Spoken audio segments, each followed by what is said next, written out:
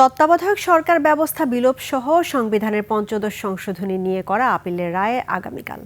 প্রধান বিচারপতি জুবায়ের রহমান চৌধুরীর নেতৃত্বাধীন 4 সদস্যের আপিল বিভাগ শুনানি শেষে রায়ের দিন নির্ধারণ করেন।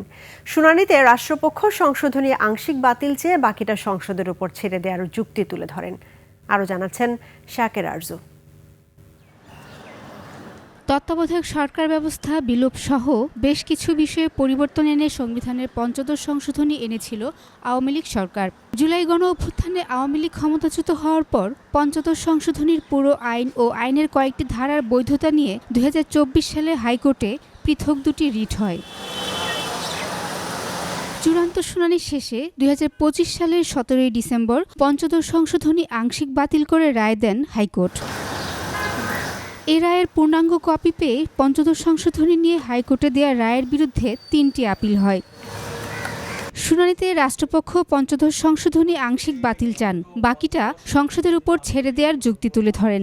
মৌলিক কাঠামো পরিপন্থী কোনো যদি সংশোধনী হয়, কোনো বিধান সংযুক্ত করা হয়, তাহলে বাতিল করার যে বিধান এবং যে রায় ইতিপূর্বে প্রচারিত হয়েছে আমরা সেটাও বলেছি।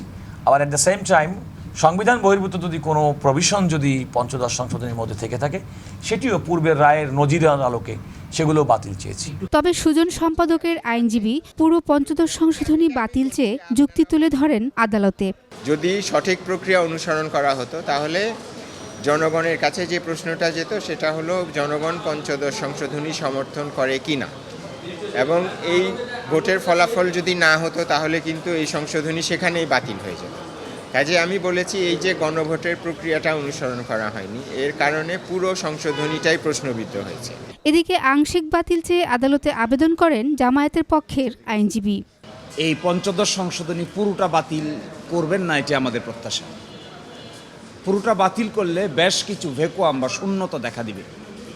এই শূন্যতা সাংবিধানিক শূন্যতার জন্ম দিবে এবং এতে বাংলাদেশ নামক রাষ্ট্রটি সাংবিধানিক দৃষ্টিকোণ থেকে নানান জটিলতার মধ্যে পড়তে পারে। তবে পঞ্চদশ সংশোধনী কি পুরো নাকি আংশিক বাতিল হবে তা জানতে রায়ের জন্য অপেক্ষা করতে হবে বলে জানান আইনজীবীরা। শাকের আরজু, 21 টেলিভিশন, ঢাকা।